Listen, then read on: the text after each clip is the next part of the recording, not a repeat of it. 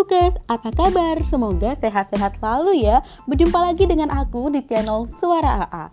Channel ini berisi tentang audiobook. Audio ini juga bisa kalian dengarkan di Anchor maupun Spotify. Atau kalian juga bisa mendengarkan lewat channel ini. Kita lanjut di kisah selanjutnya tentang disiplin dan jujur. Layaknya keluarga dengan banyak anak, kehidupan kami penuh keramaian, terutama disebabkan oleh kenakalan kami, khususnya 3 anak laki-laki. Namun, keakraban masa kecil itu tidak berlangsung lama karena masing-masing kemudian bersekolah terpisah-pisah dan saling berjauhan. Abang Fred paling banyak membantu ketika saya bersekolah di ALS dan SMP Katolik di Makassar. Dia bersekolah di MLBS yang kompleknya sangat dekat dengan rumah kos saya. Pada hari Minggu, saya sering diajak nonton pertunjukan matine, pemutaran film di tengah hari. Secara akademis, Fred tidak menonjol. Bahkan pernah saya membantu dia sebagai kurir yang meneruskan contekan dari temannya yang pandai. Ketika ujian, Fred pura-pura mengasah pensil keluar jendela sambil menjatuhkan kertas soal yang tidak dia kuasai. Saya menunggu di bawah jendela, kemudian bawa kertas itu dan menyerahkannya kepada seorang teman Fred yang pandai, yang siap di luar kelas. Ketika untuk kedua kalinya Fred mengasah pensil di jendela, saya kembalikan kertas jawaban itu kepadanya. Setelah lulus dari sekolah kehutanan di Bogor, Fred berdinas di berbagai tempat seperti di Pulau Kangean, Cikampek, dan Cianjur. Ketika berdinas di Cianjur, dia banyak membantu saya yang saat itu kuliah di Bandung. Dia pernah juga menjadi pejabat kehutanan di Sulawesi Tengah. Dia kemudian menikah dengan salah seorang anggota keluarga kami yang mempunyai 6 orang anak. Ili, kakak perempuanku, sangat baik hati. Dia pernah bersekolah di Malang dan Jakarta. Karena sejak remaja dia berparas cantik, banyak orang yang tertarik kepadanya, mulai dari teman sampai gurunya. Bahkan dia pernah dilamar oleh seorang pejabat yang sudah berusia cukup lanjut. Melihat gejala ini, ayah dan ibu menjaga dia dengan sangat ketat hingga Ili tidak dibiarkan berada jauh dari mereka. Dia kemudian menikah dengan pacarnya sejak masih kecil, yaitu Profesor John Akatili. Mereka menikah di rumah kami di Kebayoran Baru, Jakarta dalam pesta yang dihadiri oleh Ibu Negara yaitu Fatmawati Soekarno dan istri Wakil Presiden Ibu Rahimah Hatta. Di masa berkuliah di ITB, saya tinggal di rumah mereka. Kak Ili sangat memperhatikan adik-adiknya. Keluarga Katili ini kemudian dikaruniai sepasang anak. Adik laki-laki saya, Berry, memang anak berandalan yang melewatkan usia akil baliknya di Jakarta. Teman-temannya banyak sekali, termasuk anak-anak menteri di tahun 1950-an. Antara lain kakak beradik almarhum Hakim dan Husein Wiryadinata, ada Leswe Barjo dan artis-artis yang populer di masa itu, seperti Baby Huwei, Indriawati Ishak, dan Gebi Bambo, serta Gebi Mambo. Karena nakalnya, Berry akhirnya dikirim oleh orang tua kami ke Malang. Saat itu saya juga bersekolah di SMA di kota itu. Tetapi tidak sekolah teknik menengah. Sekolah teknik menengah pun tidak diselesaikan olehnya.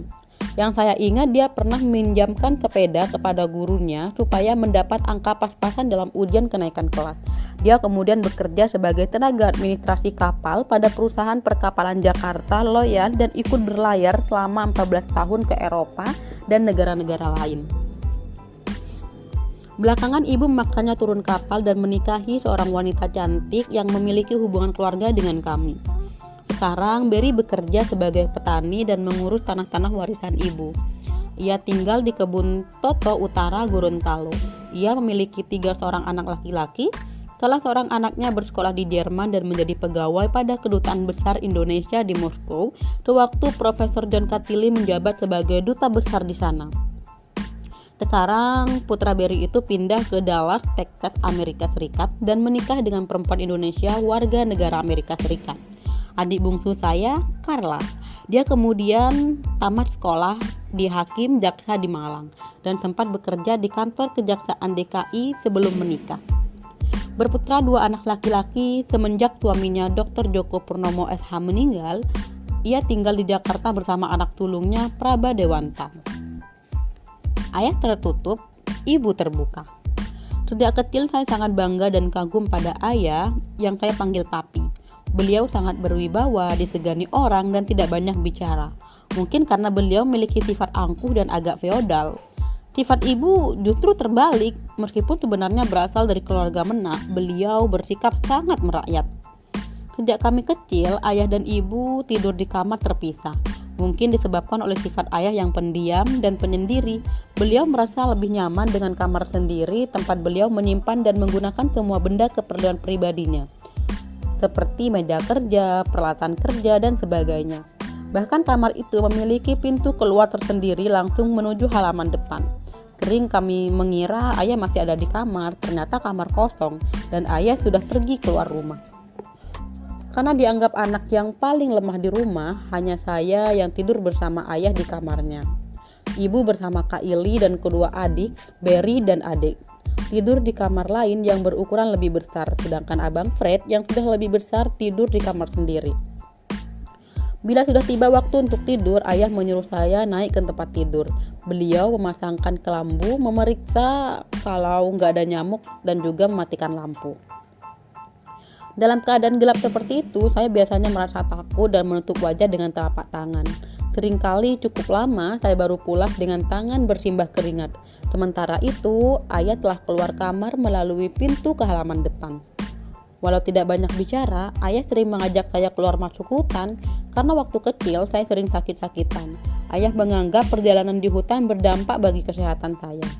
Supaya menghirup udara segar, begitu kata ayah. Sebagai kepala jawatan kehutanan di Gorontalo, beliau telah bertugas meninjau hutan-hutan di kawasan itu. Perjalanan tugas itu dilakukan beliau dengan mengendarai kuda.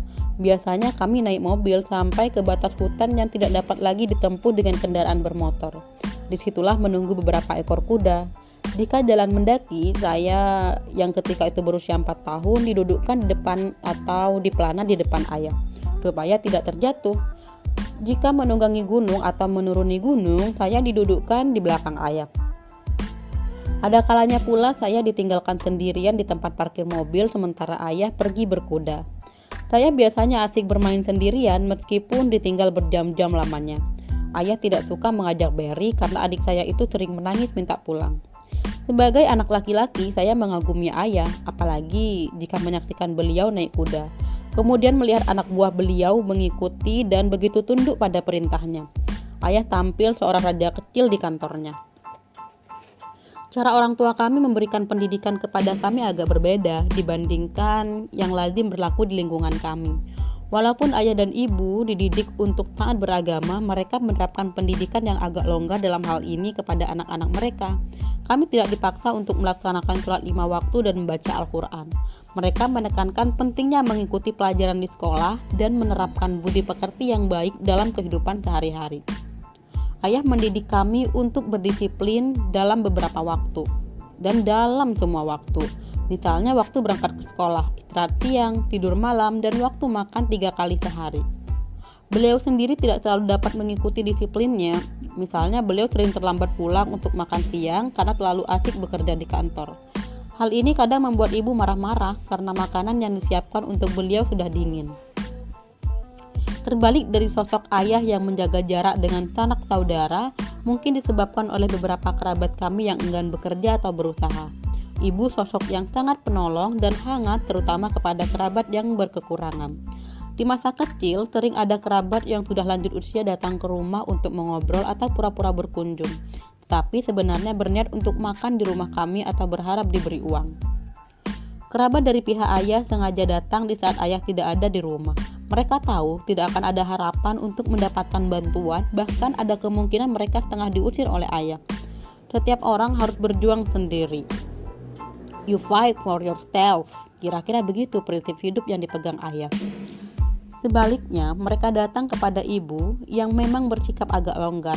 Ibu senang memberi atau good feel, kata orang Belanda. Sering kerabat kami pulang dengan diberi ibu sedikit uang, baju bekas, atau kain sarung. Ada kalanya ayah bertanya-tanya tentang raibnya beberapa helai baju bekasnya. Sering juga tanpa pengetahuan ayah, ibu naik bendi ke pasar untuk memuat beras, sabun, peralatan masak, dan ikan asin yang dibeli dengan beruntung untuk diantar ke kerabat yang ditinggal jauh dari rumah kami. Tentu pada akhir bulan semua biaya itu dimasukkan ke biaya belanja rumah tangga kami. Ayah memang terkenal sangat hemat. Menurut cerita ibu, jika kemeja-kemeja ayah sudah lusuh pada bagian leher, maka ayah akan minta ibu untuk membalikkan jahitannya atau menambal sedemikian rupa sehingga sebagian yang usang tidak terlihat. Sifat pelit ini menurut dari ibunya. Nenek kami yang pernah berperkasa sampai ke pengadilan untuk memperjuangkan warisan tanah keluarga yang mulai disalahgunakan sebagian oleh paman-paman kami yang pemboros, gemar foya-foya dan berlagak kaya. Ibu perempuan sederhana yang mengenyam pendidikan hanya sampai tingkat ILS atau tingkat SD. Beliau sangat terbuka dan senang mengobrol. Beliau gemar pula membaca. Ternyata di balik kesederhanaannya dan pendidikan yang seadanya itu tersembunyi cita-cita dan kemauan yang besar untuk perubahan. Dengan penuh semangat, beliau mengirim kami untuk bersekolah di berbagai tempat. Mungkin karena saya anak laki-laki, saya mengagumi dan saya lebih mengagumi ayah. Namun ketika ibu semakin lanjut usia, saya semakin mendekatkan diri ke ibu yang bersikap terbuka dibandingkan ayah yang sangat tertutup. Ibu sering mengajarkan kepada kami berbagai pepatah dalam bahasa Belanda yang didengar beliau dari ayah atau dari apa yang beliau baca. Di antaranya yang memiliki arti hanya kaki yang kuat yang dapat memikul kekayaan, atau yang sudah terjadi tidak akan pernah kembali. Pepatah yang diajarkan ibu kepada kami pada dasarnya berarti manusia harus memohon kepada Allah agar diberikan hidup yang tidak dibebani kesusahan, tetapi sebaliknya diberikan kekuatan untuk sanggup memikul beban hidup. Ajaran tentang hidup melalui kiasan seperti inilah yang menggambarkan kami dan juga mengantarkan kami hingga usia dewasa. Hal yang sebenarnya tidak jauh dari penyederhanaan tentang ajaran agama Islam. Di samping sifat beliau yang agak kaku dan serius, ayah juga sangat tegas dan menegakkan kedisiplinan, termasuk di dalam keluarga. Saya tidak dapat lupa kejadian ketika suatu kali dihukum oleh ayah. Ketika itu kami tinggal di Makassar, ada seorang tante yang kami panggil Mama Kuandang, seorang janda yang usianya sangat lanjut usia dan berkeriput. Setiap kali datang dari Gorontalo, beliau selalu menginap di rumah kami. Suatu kali ketika Mama Kuandang datang, kamar tamu kami kebetulan sudah terisi oleh tamu lain. Meneer E, seorang guru Belanda. Waktu Mama Kuandang tiba, secara bergurau saya mengatakan Mama Kuandang tidur saja dengan Meneer E.